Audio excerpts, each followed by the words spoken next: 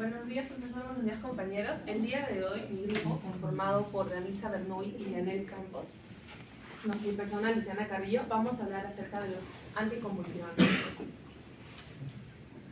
Ya, este es un pequeño índice. Vamos a hablar de la definición, algunos grupos de fármacos, de los mecanismos de acción de estos fármacos, la farmacocinética, la farmacodinámica, seguridad y eficacia, y también las conclusiones.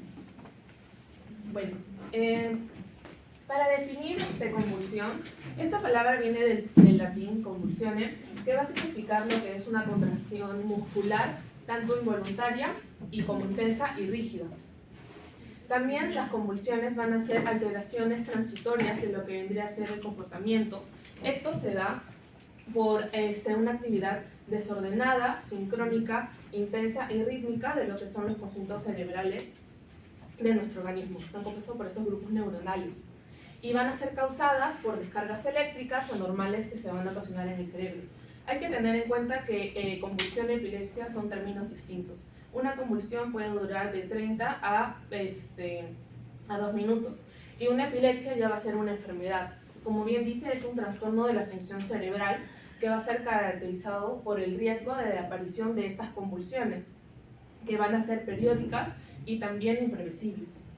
Y va a ser una enfermedad que consiste en estas convulsiones recurrentes no provocadas, que se van a dar de 1 a 2 convulsiones por un plazo de 24 horas. Ya, hablando un poco de la patogenia, acá tenemos algunos neurotransmisores que están involucrados en lo que vendría a ser el mecanismo de la epilepsia. Hay varios acontecimientos que pueden provocar lo que vendría a ser la aparición de convulsiones, entre los que tenemos el ingreso de sodio y también el ingreso de calcio desmedido, y esto lo que nos va a ocasionar es una despolarización, para también la liberación de lo que vendría a ser el glutamato, que como sabemos es un neurotransmisor excitatorio de nuestro sistema nervioso. Por lo mismo también tenemos lo que dice acá, la activación de los receptores excitatorios y una inhibición por el otro lado de lo que vendría a ser el sistema GABAérgico, que sabemos que es inhibitorio. Como que la función de inhibir se ve reducida, y por el otro lado tenemos la función excitatoria, que está mucho más aumentada. Y acá podemos ver lo que cuando hablamos de redes neuronales, ¿no? Cuando hablamos de la conducción de estos impulsos eléctricos excitatorios, se va a dar de una neurona a otra, lo que va a alcanzar a tanto neuronas que se encuentran en un mismo locales, en un mismo foco, como se pueden dispersar, ¿no? Acá también tenemos lo que vendría a ser la patogenia de lo que son las epilepsias. Como vemos, siempre se va a tratar de tener o de obtener un equilibrio en lo que vendría a ser por un lado el factor excitatorio y por el otro el factor inhibitorio. Esta balanza nos representa este desequilibrio entre estos dos grandes componentes importantes en nuestro sistema. Se ve que el factor excitatorio está mucho más elevado, por eso la balanza cae. ¿Y esto a qué se puede deber? También a, como había explicado, la acción de los canales de sodio, que van a tener una mayor actividad, también una actividad sináptica mucho más activa, que puede ser por el aumento de glutamato y lo que hablamos de las redes neuronales. Y por el otro lado tenemos lo que es el factor inhibitorio, que esto se puede estar disminuido por lo que vendría a ser los canales de potasio y una actividad inhibitoria por la disminución de los que vendría a ser los GABA, como bien lo estamos explicando acá, lo que nos da por consiguiente una epilepsia, ¿no? O estos estadios también convulsivos. Ya. Bueno, acá tenemos lo que es un cuadro de las convulsiones epilépticas, de estas clasificaciones de estas convulsiones, y lo hemos sacado del Goodman. En este caso tenemos convulsiones, las dos grandes divisiones que se hacen son las convulsiones locales y las convulsiones generalizadas. En este caso tenemos a las focales sin pérdida del estadio de alerta, que va a tener diversas manifestaciones que van a estar determinadas por la reacción de la corteza, que va a ser activada por la convulsión.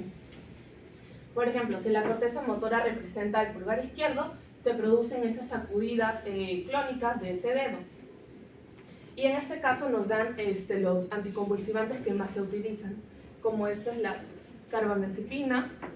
Y en el caso de las convulsiones generalizadas, tenemos en la crisis de ausencia generalizada, que es la aparición brusca de lo que vendría a ser una alteración del estado de alerta, que va a estar asociado netamente con la mirada fija y el cese de la actividad en curso, que suele durar menos de 30 segundos. Acá también tenemos la mioclónica generalizada, que va a ser una contracción muscular más que todo breve, quizás que puede durar simplemente un segundo, y parecida a lo que vendría a ser una descarga eléctrica, que puede limitarse a una parte de la extremidad, pero también puede ser generalizada. También tenemos lo que vendría a ser dentro de las convulsiones generalizadas, los usos específicos del síndrome, que van a ser convulsiones ya derivadas de distintos síndromes, como se puede ver acá.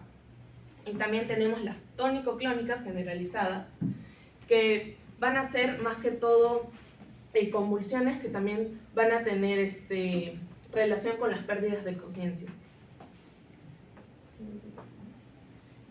En los grupos de fármaco. Bueno, hemos realizado una investigación y nos había parecido que los fármacos anticonvulsivantes se van a clasificar como agentes tanto de primera generación, que vendrían a ser más que todos los clásicos que se van a utilizar, y también los agentes de segunda generación. Los anticonvulsivantes de segunda generación, por lo general, por lo que se ha venido estudiando, van a ser mejor tolerados y a la vez van a tener un rango terapéutico mucho más amplio que los fármacos anticonvulsivos de primera generación. Y algo muy importante es que la elección de este fármaco se va a ver determinada por el tipo de convulsión que se presenta. Y el tratamiento de primera línea para las convulsiones focales, que van a ser convulsiones que antes se denominaban parciales, va a incluir, por ejemplo, lo que vendría a ser el levetiracetam, mientras que el valproato se va a utilizar más que todo para convulsiones ya generalizadas, ¿no? Que abarcan muchos más sistemas. Y en general, antes de entrar a lo que es mecanismos de acción y cómo van a llegar a causar el efecto deseado, hay que saber que los anticonvulsivantes van a inhibir lo que es la actividad neuronal, ¿no? Como bien dice, va a tratar de reducir la excitación neuronal y por lo tanto van a tratar de aumentar la inhibición. Y también va a aumentar lo que vendría a ser el umbral convulsivo al interactuar con estos receptores y canales iónicos específicos que vamos a explicar más adelante.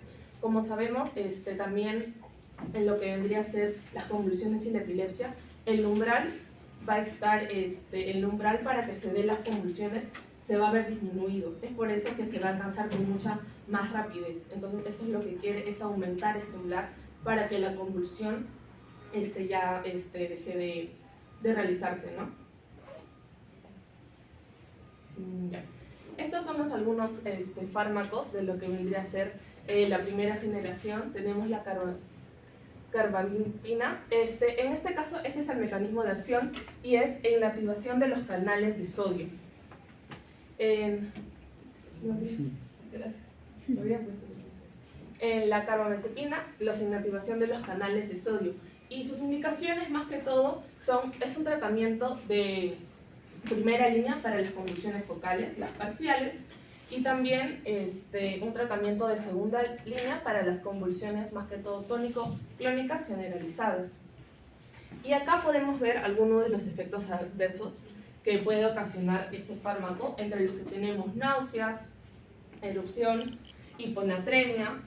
También hablamos mucho de lo que es la teratoxigenicidad durante el embarazo. Es por eso que esta no se recomienda durante el momento de embarazo ni de lactancia.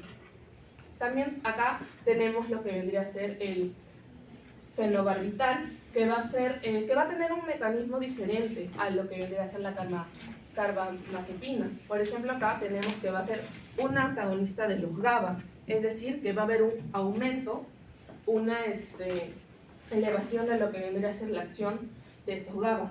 Y esto se va a utilizar más que todo en tratamiento de primera línea en neonatos y en las convulsiones generalizadas tónico-clónicas. También en convulsiones focales y en los estados epilépticos. Gracias. Luego tenemos el valproato, que su mecanismo de acción va a ser inhibir lo que vendría a ser la GABA transaminasa, por lo que va a haber un aumento del GABA y por lo mismo su efecto inhibitorio va a ser mucho más, va a ser aumentado, por lo que va a haber una menos excitabilidad de las neuronas. Y también va a inactivar lo que vendría a ser los canales de sodio. Y se va a indicar más que todo como tratamiento de primera línea para lo que vendrían a ser convulsiones generalizadas tónico-clónicas, convulsiones parciales, ahora denominadas focales, y la epilepsia de ausencia, ¿no? Entre otras. Y entre los efectos adversos de este medicamento podemos ver lo que son una molestia gastrointestinal, algunos temblores, alopecia, pancreatitis, aumento de peso. También está incluido lo que son las teratogenicidad, especialmente en los efectos del tubo neural, y por eso también se contraindica en mujeres en edad fértil, ya que vamos a ver más adelante que puede tener interacciones con lo que vendría a ser anticonceptivos de vía oral también, que podría ser un factor de riesgo. También tenemos lo que vendría a ser la fenitoína, que también va a ser su mecanismo de acción por inactivación de estos canales de sodio, y va a tener una eliminación de orden cero. Esto nos quiere decir que la tasa constante de eliminación del fármaco va a ser mucho mayor y va a ser igual a cero. También en las indicaciones tenemos las convulsiones tónico-clónicas, y rara vez va a ser utilizado para lo que vendría a ser el tratamiento a largo plazo de algunas convulsiones focales.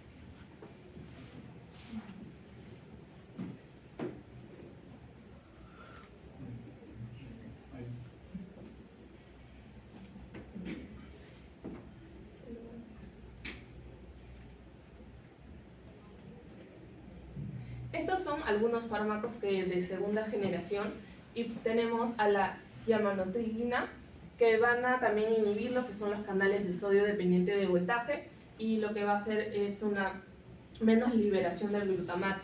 Como sabemos que ese va a ser un neurotransmisor excitatorio, por lo que queremos y buscamos disminuir su acción. También, esto se va a dar como tratamiento de primera línea para lo que vendría a ser las convulsiones focales en su tratamiento a largo plazo. También para las crisis de para las crisis generalizadas y las crisis de ausencia, pero va a ser tratado como, va a estar dentro del tratamiento de segunda línea. Y por otro lado va a ser utilizado como un tratamiento estabilizador del estado de ánimo en casos de, por ejemplo, trastornos de bipolaridad. Y también algunos efectos adversos que tenemos están la erupción, el síndrome de Stevens-Johnson, y rara vez va a ser lo que vendría a ser hepatotóxico o nefrotóxico. También podemos ver algunas visiones borrosas y síntomas gastrointestinales. También abajo tenemos lo que vendría a ser la tiagabina, que lo que va a hacer inhibe la recaptación de los GABA, por lo que va a haber un aumento de estos, ¿no? Y su función inhibitoria se va a ver más potenciada. Y esta va a ser indicada para lo que son convulsiones focales, tanto con la presencia o sin la presencia de las pérdidas de conciencia. Y también entre sus efectos adversos podemos encontrar mareo, malestar, gastrointestinal, náuseas, vómitos, diarrea.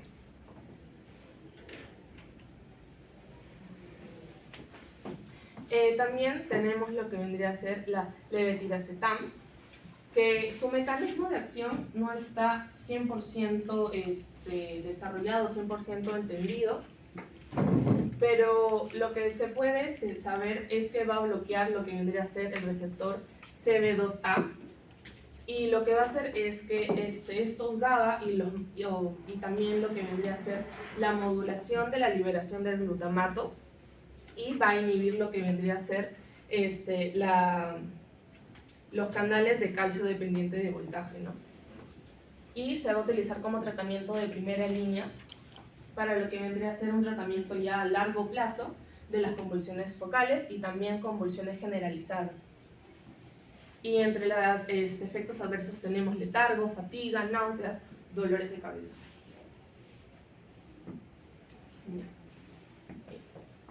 También tenemos lo que vendría a ser los GABA pentinoides, que ahí tenemos dos principales, la pregabalina y la gabapentina. Y más que todo, su mecanismo de acción va a ser los inhibidores del calcio presináptico, que sabemos que son importantes también para lo que vendría a ser las transmisiones de estos impulsos nerviosos. Y en estos casos no se van a unir a los receptores GABA, a pesar de ser un antólogo de este mismo receptor. Y como había explicado, hay una menor cantidad de calcio en lo que vendría a ser el flujo intracelular, lo que nos da una menor liberación del glutamato. Y en el caso de la vigabatrina, sí va a inhibir también la GABA transaminasa de forma irreversible, por lo que nos va a dar un aumento exponencial del GABA.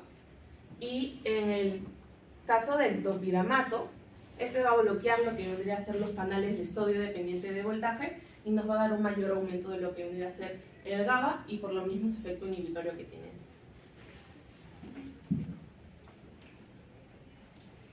Ya, muy bien. Mi compañera ya habló un poco acerca de mecanismos de acción, pero acá lo vamos a profundizar más y hemos hecho un resumen acerca de los mecanismos de acción a nivel de la neurotransmisión activatoria dada por el glutamato y más adelante por la neuroinhibición dada por el GABA, ¿no? Entonces, en resumen, la epilepsia se va a provocar por un aumento del impulso nervioso, una mayor excitación. Entonces, si venimos a la manera del fármaco, hay dos maneras para inhibirlas: o disminuir esa excitación o promover la inhibición, de tal manera que se dé este estado de equilibrio entre excitación e inhibición. Entonces, para esto vamos a ver a nivel de la neurotransmisión activatoria al glutamato. Vamos a ver que en la neurona presináptica vamos a tener canales dependientes de voltaje, como es el sodio y el potasio. Al haber ingreso de sodio, recordemos que se produce una despolarización, y al haber cerrado los canales de sodio y abierto el ingreso de potasio, se va a producir una repolarización. Entonces, a este nivel también vamos a ver canales de calcio dependientes de voltaje, los cuales van a estar asociados al movimiento de estas vesículas conteniendo del neurotransmisor glutamato, el cual va a llegar a la membrana presináptica y va a vertir su contenido hacia el espacio sináptico. A este nivel también tenemos la proteína SV2A, el cual también va a estar relacionado con el movimiento de esta vesícula con los neurotransmisores. Bien, entonces estos neurotransmisores de glutamato llegan al espacio sináptico y acá vamos a tener dos receptores, el receptor AMPA y NMDA. El receptor AMPA, de manera sencilla, va a estar relacionado con los canales de sodio, mientras que el receptor NMDA va a estar relacionado con los canales de calcio. Entonces, acá vamos a ver que al conducirse este impulso nervioso se va a dar la entrada tanto de sodio como de calcio, permitiendo que esto llegue a la neurona postsináptica, ¿no? Y así se transmita. En el caso de la epilepsia, este impulso nervioso se va a dar de maneras repetitivas. Ya conociendo esto, básicamente podemos hablar netamente de los mecanismos de acción, que tenemos 5. Primero, a nivel de la neurona presináptica, que es inhibiendo los canales de sodio. Si inhibimos los canales de sodio, no se va a poder dar la repolarización, la despolarización. Si no hay despolarización, entonces no hay movimiento de las vesículas con los neurotransmisores y no hay liberación del contenido del espacio sináptico, ¿no? Entonces acá tenemos ejemplos de fármacos que actúan a ese nivel inhibiendo los canales de sodio dependientes de voltaje, los cuales son la carbamazepina, la fenitoína y el ácido valproico o valproato. Ahora, el segundo mecanismo es la inhibición de los canales de calcio, y es la misma teoría que la inhibición de los canales de sodio. Si se bloquean estos canales de calcio, no va a haber modulación para mover estas vesículas con el neurotransmisor. Y si no hay modulación, no hay adherencia a esta membrana presináptica y no hay no hay una liberación del contenido del espacio sináptico. Entonces, los fármacos que tenemos acá son la pregabalina, la gabapentina y el levetiracetam. Ahora, como tercer mecanismo, tenemos el inhibitor de los receptores de glutamato. Y acá vamos a ver nuevamente al AMPA con su asociación a los canales de sodio y al NMDA a los canales de calcio. Entonces, ¿qué pasa acá? En el caso del topiramato, es bloqueador de los canales de AMPA, mientras que el felbanato es bloqueador de los canales de MDA. Ahora, una curiosidad con este felbanato es que aparte de bloquear este canal, también disminuye el metabolismo por la vía CYP3A4, la cual entonces podemos suponer que disminuye el metabolismo hepático. Entonces hay que tener cuidado con este felbanato, porque si disminuye el mecanismo hepático significa que potencia la acción de otros fármacos y se requiere una vigilancia, ¿no? Y está muy relacionado con los anticonceptivos. Recordemos que si potenciamos esto, pues hay complicaciones a nivel hemodinámico, ¿no? Entonces, el cuarto mecanismo es inhibidor de la proteína SV2A, que si bien, como dijo, no está muy relacionado, bueno, su mecanismo está tan detallado, se ve que hay una relación con el movimiento de esta vesícula con el neurotransmisor. Entonces, al bloquear parte de esto, tampoco se permite la continuación del impulso nervioso activatorio, ¿no? O excitatorio. En este caso tenemos al levetiracetam. Ahora, como quinto mecanismo de acción, tenemos los activadores de los canales de calcio. Entonces, nuevamente, si hay activación de los canales de calcio, se va a ver una hiperpolarización. Por ende, no se va a poder conducir este impulso nervioso y que llegue hasta la neurona postsináptica. Y un ejemplo de esto es la retigabina. Siguiente, por favor. Ok, ahora, hablando a nivel de la neurona inhibitoria por el neurotransmisor GABA, el mecanismo es similar, también voltaje dependiente, pero acá hay que tener en cuenta que el GABA, una vez movilizado en su vesícula presináptica y liberada al espacio sináptico, va a tener un receptor y también un receptor asociado a canales de cloro, ¿no? Entonces, al haber mayor ingreso de cloro, se produce una hiperpolarización y se detiene el impulso excitatorio. Por otro lado, vamos a tener estos recaptadores de GABA, los cuales van a básicamente quitar el exceso de GABA y reciclarlo, por así decirlo, ¿no? Habiendo una disminución del contenido a nivel sináptico, en el nivel del espacio sináptico. Por otro lado, a este nivel también vamos a tener la enzima GABA transaminasa, la cual se va a encargar de degradar. Entonces, ya teniendo en cuenta estos tres puntos, vamos a ver que están relacionados con el mecanismo de acción de algunos fármacos. Primero, la activación del receptor GABA. Entonces, si este receptor está por mayor tiempo activado, es decir, la superficie de activación se vuelve mayor, va a haber mayor posibilidad de que estos neurotransmisores se acoplen, ¿no? Neurotransmisor-receptor, y que esto haga una disminución del impulso, haga la activación de este impulso inhibitorio. Y por otra parte, recordemos que estos son canales de cloro. Al estar mayor tiempo activado o en apertura, va a haber mayor ingreso de cloro, hiperpolarización, se detiene el impulso nervioso excitatorio. Por otro, de este lado tenemos los barbitúricos y los benzodiazepinas. Pero en este caso, los barbitúricos lo que van a hacer, si bien es la activación de este receptor GABA, van a aumentar el tiempo de apertura. Mientras que las benzodiazepinas lo que hacen es aumentar la frecuencia con la cual estos se van a abrir, posibilitando una mayor unión con su neurotransmisor. Por otro lado, vemos la inhibición de la recaptación de GABA. Entonces, acá sería bloqueando estos recaptadores, y al estar bloqueado, no va a haber un reciclaje del GABA en el espacio sináptico, y haber una mayor disponibilidad a este nivel, hay mayores posibilidades de que se acople con su receptor y permiten el ingreso de cloro. Entonces, acá un ejemplo es la tiagabina. Por otro lado, tenemos la inhibición de esta GABA transaminasa, que es esta enzima que degrada este neurotransmisor, y el mecanismo, es básicamente lo mismo: mayor disponibilidad en el espacio sináptico, mayor acoplación entre el receptor y neurotransmisor. Entonces, un ejemplo de esto es la digabatrina y el ácido valproico. Siguiente, por favor. Ya, ahora vamos a la farmacocinética, que si no recordáis, esta farmacocinética es lo que el cuerpo, nuestro organismo, le hace al fármaco una vez ingerido, ¿no? Entonces recordamos este ACME, ¿no? Absorción, distribución, metabolismo y excreción. En el caso de absorción, vamos a ver, tomando en cuenta 4 principales fármacos, la fenitoína, que este puede ser por ingesta de vía oral, que es lenta, o una ingesta mucho más rápida y completa, que es a través de la intramuscular, aunque también, según como investigué, hay por endovenosa, ¿no?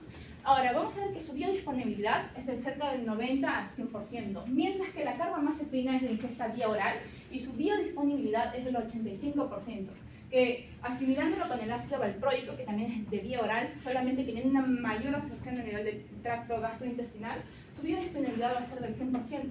Estos dos van a tener una afectación con su absorción si se les combina con los alimentos. Por eso es que su sugerencia es administrarlo 3 o 2 horas antes o después de las comidas, a diferencia del levetiracetam, el cual es por vía oral, pero en ayunas. A diferencia de estos dos últimos, que su absorción es afectada por la ingesta de comidas, en el levetiracetam la absorción no es afectada por la ingesta de comidas, pero sí se ve afectada la concentración máxima.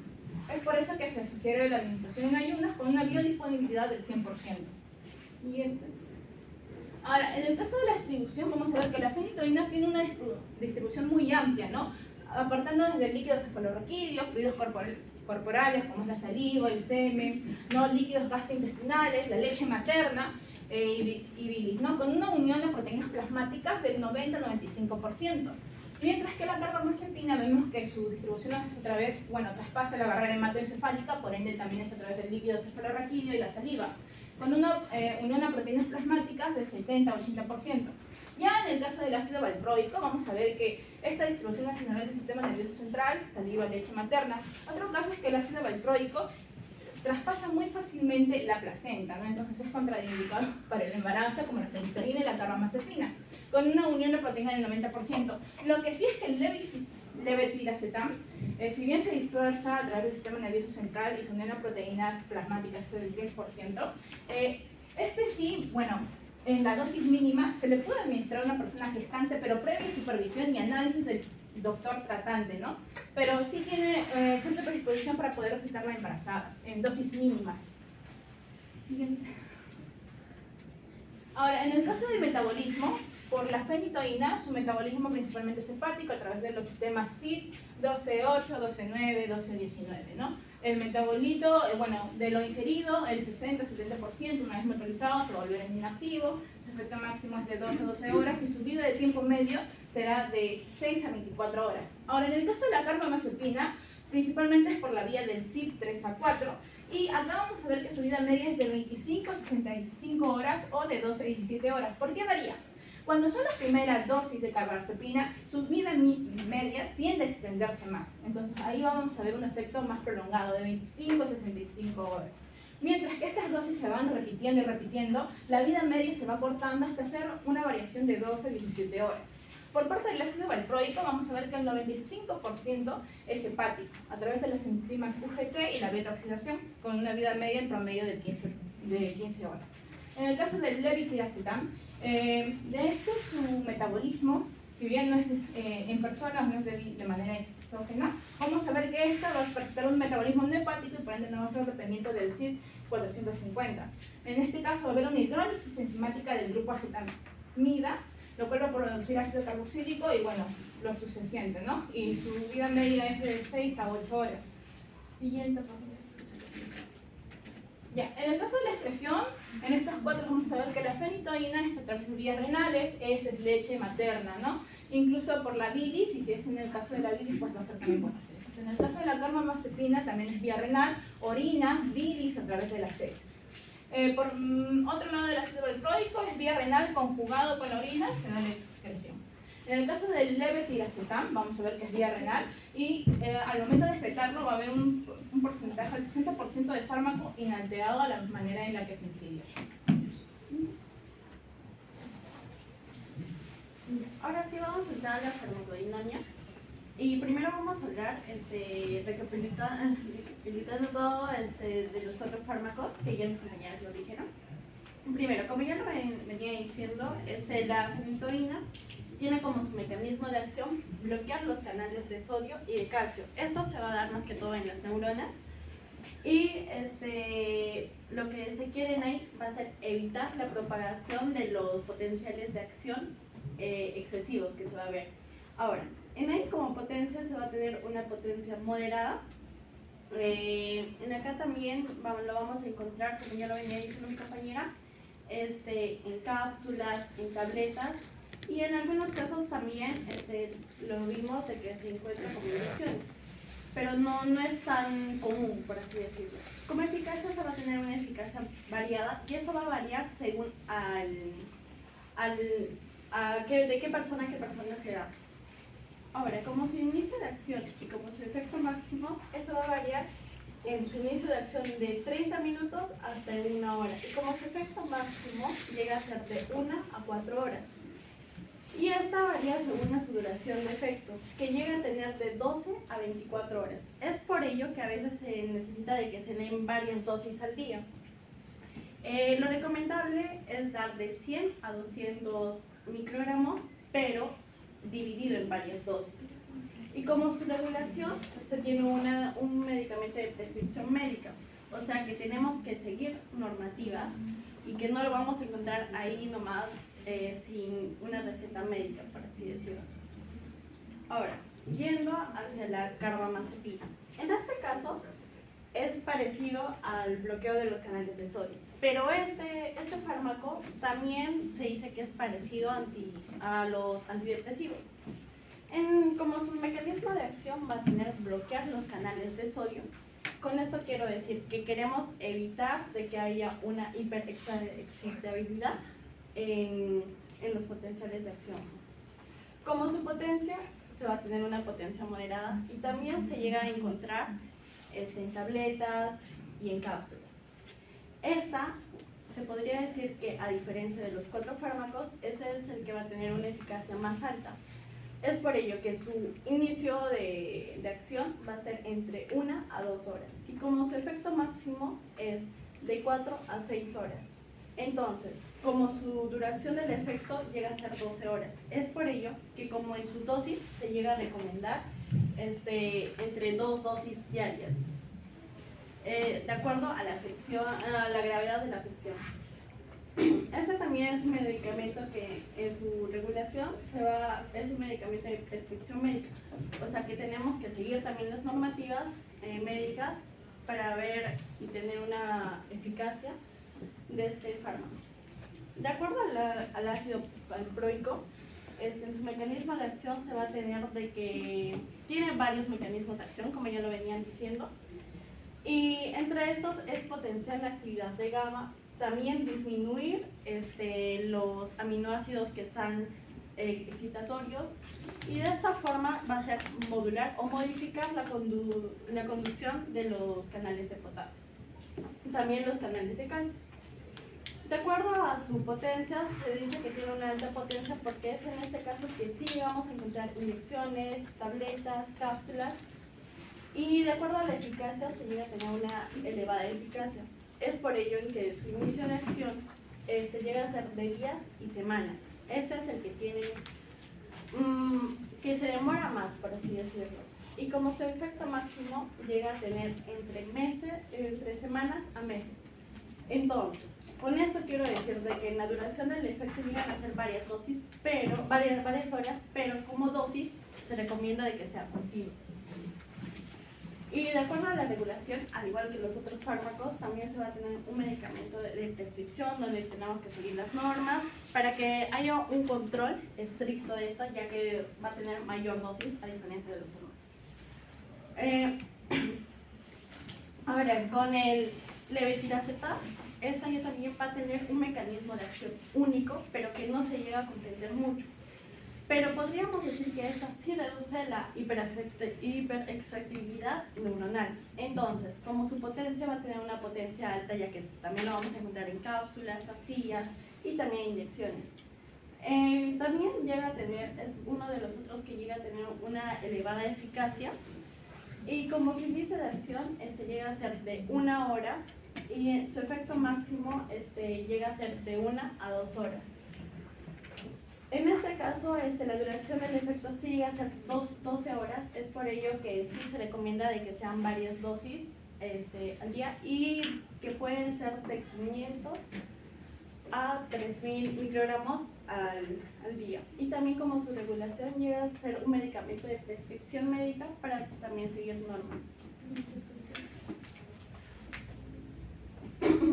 Ahora, de acuerdo a la seguridad, la fenitoína sí llega a tener un riesgo de síndrome Stevens, como ya lo venían diciendo, y esta es que es una necrólisis epidérmica tóxica, y esto es muy raro, pero lo que podemos decir más de este fármaco es que sí llega a afectar a la médula ósea cuando hay una interacción o cuando se eleva la dosis. Es por ello que sí debe ser monitorizado cuando se llega a exceder los niveles de sangre en acá lo que se recomienda es que sea de 10 a 20 microgramos por mililitro de que se debe de tener en la concentración de la sangre.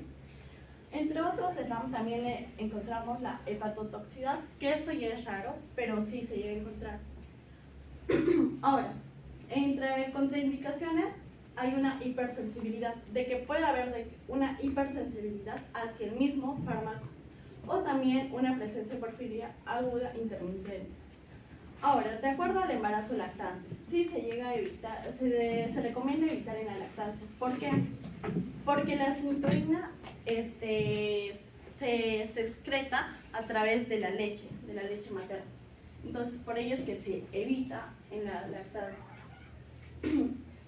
Y de acuerdo a las interacciones, este fármaco no tiene tantas interacciones con los demás medicamentos, pero sí se tiene con anticoagulantes, anticonceptivos orales y antidepresivos. De acuerdo a la carbamazepina, También se tiene en el RAM como agranulocitosis, anemia aplástica y también erupciones cutáneas. Algo que como ya les venía diciendo, la carbamazepina sí se parece a los antidepresivos porque sí se llega a tratar trastornos del estado del ánimo. Entonces, también vamos a encontrar las erupciones cutáneas graves y también un daño hepático. Dentro de las contraindicaciones, también se llega a tener una hipersensibilidad hacia el mismo fármaco y un trastorno de la médula ósea. Esta también se llega a evitar en la lactancia, puesto de que esta también se llega a excretar a través de la leche materna. Como sus interacciones vamos a tener inhibidores de la MAG, anticonceptivos orales y sobre todo la warfarina.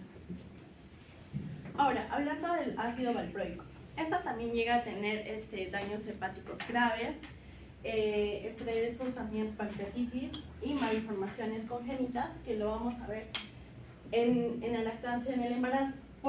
Es por esto que esta no es tan recomendable utilizarlo en el embarazo y en la lactancia. Y acá también vamos a tener como contraindicaciones las enfermedades hepáticas y una hipersensibilidad hacia el mismo fármaco.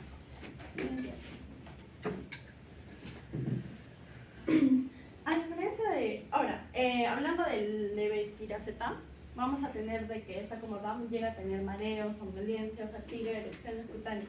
Esto también lo llegan a recetar como antidepresivos. Y ahora, ¿por qué puse en contraindicaciones? Esto también llega a tener como contraindicaciones una hipersensibilidad hacia el mismo fármaco. Y ahora, en embarazo. Acá sí puse como C, evitar en la lactancia. ¿Por qué se llega a evitar eso en la lactancia?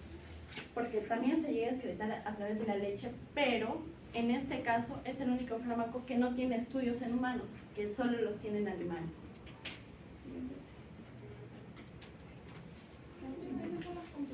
Sí. En primer lugar, tenemos que los anticonvulsivantes tienen una amplia gama de lo que vendría a ser acciones y pueden actuar directa o indirectamente sobre el origen o la propagación de lo que vendría a ser estas crisis epilépticas o las crisis convulsivas. También tenemos que los anticonvulsivantes van a ejercer su efecto principalmente a través de la modulación de la actividad neuronal para reducir así la hiperexcitabilidad y prevenir la propagación de estas señales anormales que van a desencadenar las convulsiones. Y por último tenemos que los principales mecanismos de acción de los anticonvulsivantes son, en primer lugar, la inhibición de los canales de sodio dependiente de voltaje. Luego tenemos la amplificación de lo que vendría a ser del efecto inhibitorio del neurotransmisor GABA. Y por último, la inhibición de los canales de calcio.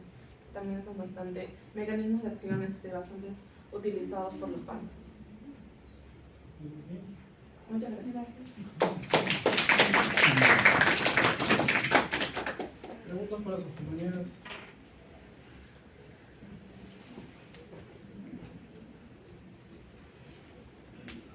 ¿Hay preguntas? ¿Ya pueden manejar una epilepsia? Vamos a tocar algunas preguntas. Recuerden que ellos ya tienen su nota, pero el detalle está en ustedes. Su participación puede hacer que en su exposición suban un punto, 2 puntos.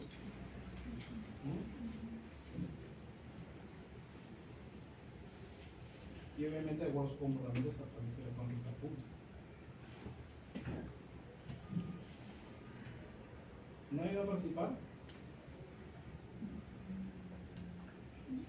Yo tengo una consulta. A ver. Primero sí. para tus compañeros. De ahí ya. Sí. Si los receptores SAMPA y NMDA están vinculados a la plasticidad neuronal, ¿habría una consecuencia al bloquear dichos receptores en el paciente? Ya, si hablamos de la plasticidad neuronal, recordemos que, bueno, a nivel neuronal las neuronas no son células que se regeneran no se regeneran, por así decirlo. Entonces, si hablamos, su bloqueo más que nada depende de la etapa de desarrollo, porque generalmente las personas que tienen ya crisis epilépticas, si bien algunas debutan desde edad temprana, depende también de la constancia del tratamiento y según las contraindicaciones sobre alteraciones a ese nivel, bueno, según yo he visto artículos, no hay mucha relación. Sí. ¿Usted realizó algo, doctor, de eso? Era mi duda.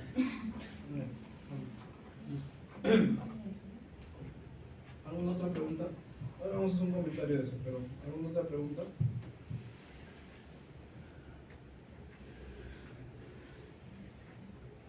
Ay, su apellido, doctor, ¿verdad?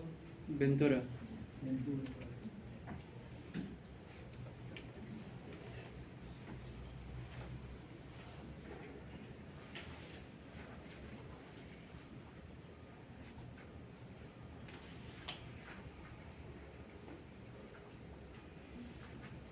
Vamos, chicos, hasta durante la exposición hasta ahora nomás. Sí, doctor. Sí, sobre la epilepsia, ¿qué tipos de epilepsia hay y a cuál de ellos es como, qué medicamentos dan cierta mejora o no para el tipo de epilepsia de ambos? ¿No?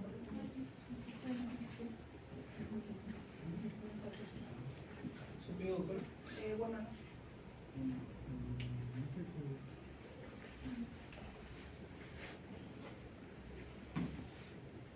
Ya. O sea, como hablamos, este es un cuadro que también sacamos del Goodman, donde clasifican también lo que vendrían a ser las convulsiones epilépticas, y de acuerdo a estas también los fármacos que más se utilizan. Por estas se dividen principalmente en dos, en lo que vendrían a ser las focalizadas, antes denominadas parciales, y las generalizadas.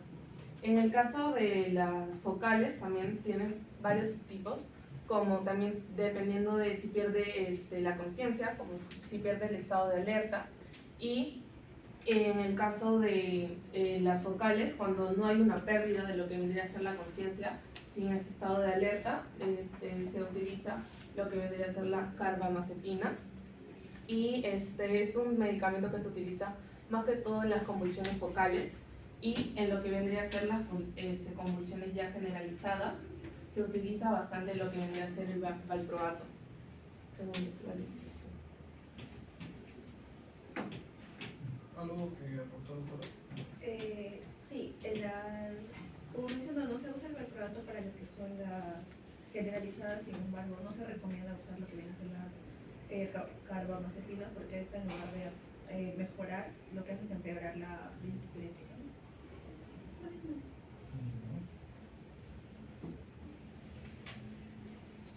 ¿Alguna otra pregunta? Sí, ¿cuál sería la causa exacta de la epilepsia, considerando que no siempre va a ser por un accidente cerebrovascular?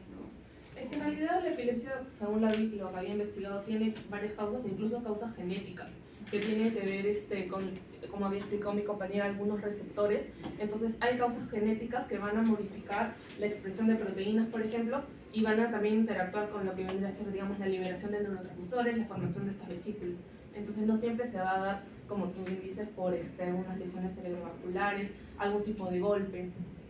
Entonces, Like.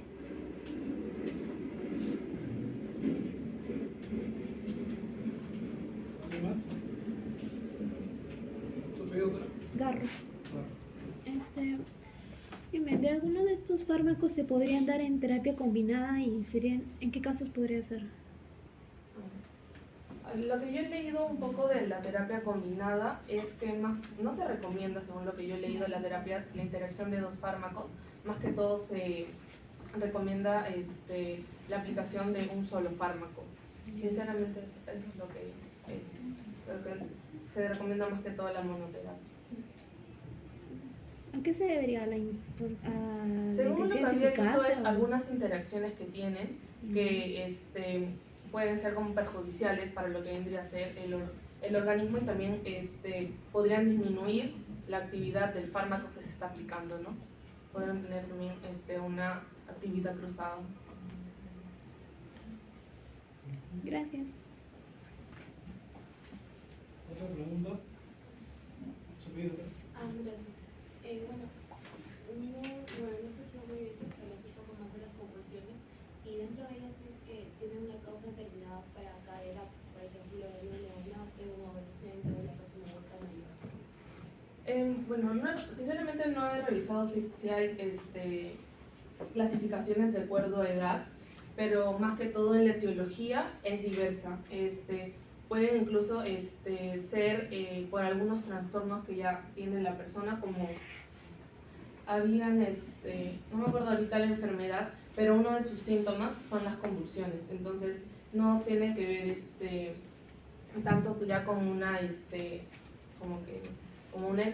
con la enfermedad de la epilepsia, sino sintomatología de enfermedades distintas. Claro, y para acotar también hay algunas neoplasias a ese nivel que posiblemente por la compresión genera convulsiones o crisis epilépticas, ¿no? Que generalmente en ese caso se evalúa una posible operación y si es posible se da la operación y pues supuestamente se soluciona todo esto. De lo contrario ya se opta por esta terapia, ¿no? Farmacológica. Factores genéticos también, y algunos golpes. ¿Otra pregunta? Mencionaste sobre los barbitúricos. ¿Qué relación tienen estos con lo que son la epilepsia?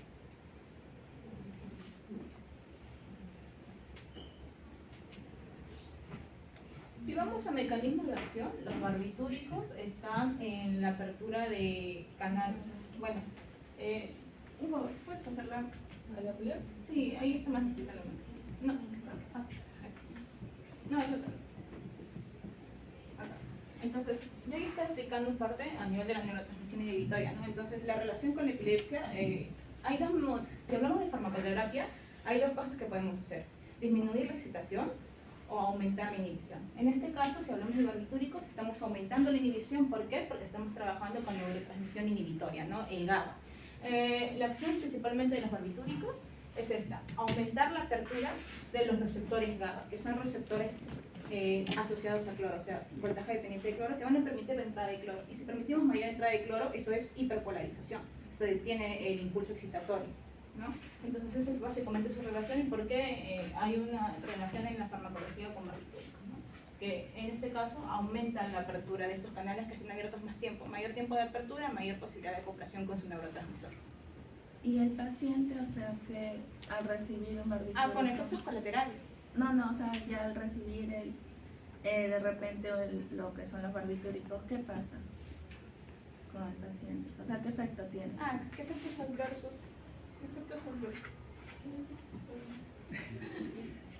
Bueno, en mecanismo de acción, esto es lo que puede hacer. En sí, siempre cabe la posibilidad, puedes pasar a su propio.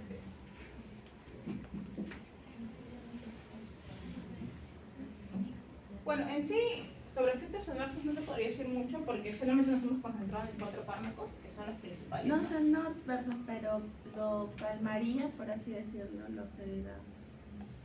Sí, lo sedaría. Claro, como estamos acá, utilizando neurotransmisor, si su uso es frecuente, puede haber una alteración de esta señal nerviosa. Entonces, depende también de la frecuencia que se dé la medicación y también de la dosis, ¿no? Si es una dosis muy potente, obviamente va a haber repercusión en el paciente. Y si hablamos de inhibición, pues obviamente este paciente puede estar, ¿cómo decirlo?, más recargado, cosas relacionadas. Pero el objetivo es siempre terminar, o sea, con el episodio convulsivo.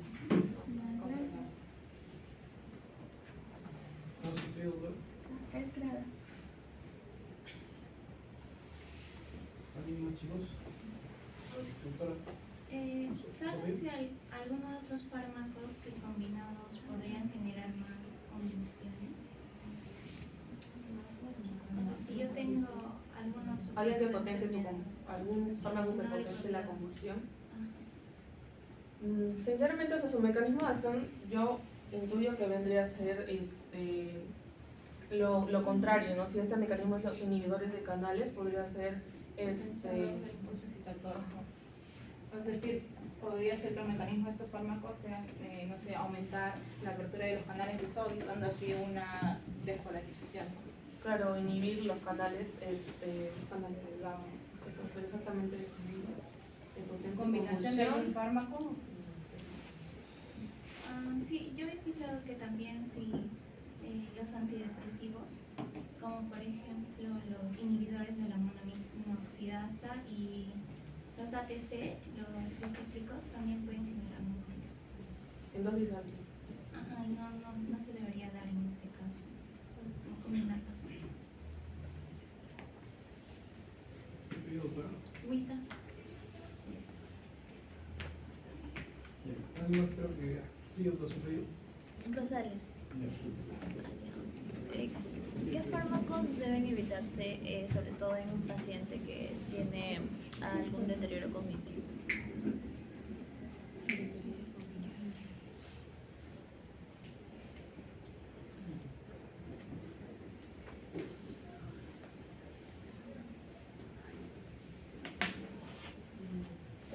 Sincera, no sabría decirte más que todos los que hemos puesto, los 4 fármacos. Se dice que se evita más que todo en la lactancia, por lo que dijo mi compañera, y en el embarazo, pero también se han visto, o sea, estudios en los que, bueno, en el caso del embarazo, a mujeres embarazadas que llevan un tratamiento contra la epilepsia, los recién nacidos no han tenido ninguna, no han nacido con ninguna comorbilidad, por ejemplo, pero También deterioro sería para evitar las neurológico. malformaciones en el embarazo, pero deterioro, por ejemplo. Claro, si hablamos de deterioro cognitivo, vamos a ver que estos también son multicausales, ¿no? Porque incluso está relacionado con alteraciones a nivel del desarrollo. Lo que sí podría ser es un choque entre la medicación de ese paciente, dependiendo de cuál sea el origen de ese desarrollo cognitivo, si puede ser por una enfermedad genética, con la medicación anticonvulsivante. Eso sí puede tener un poco más de relación, pero de ahí a que hay algún efecto en personas con deterioro cognitivo, no he leído artículos, o al menos durante la investigación he encontrado una relación en ello.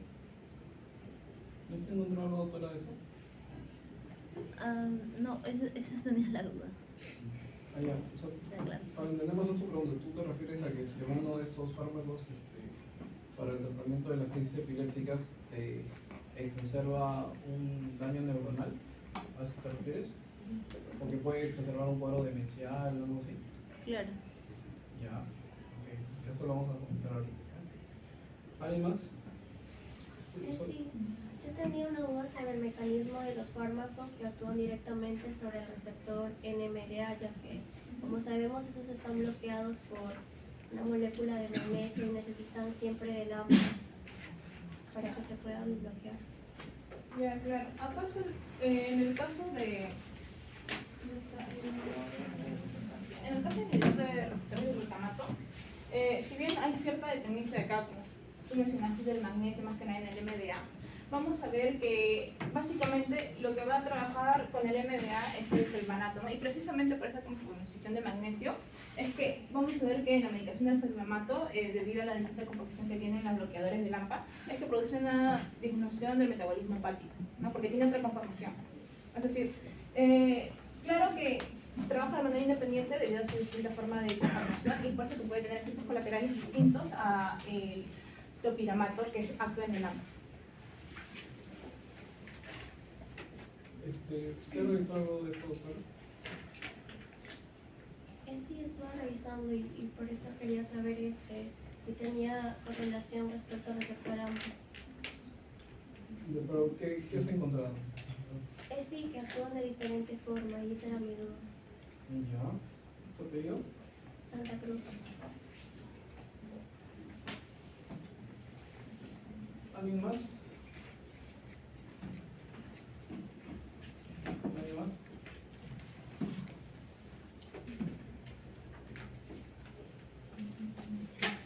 Ya. Un aplauso para su productora.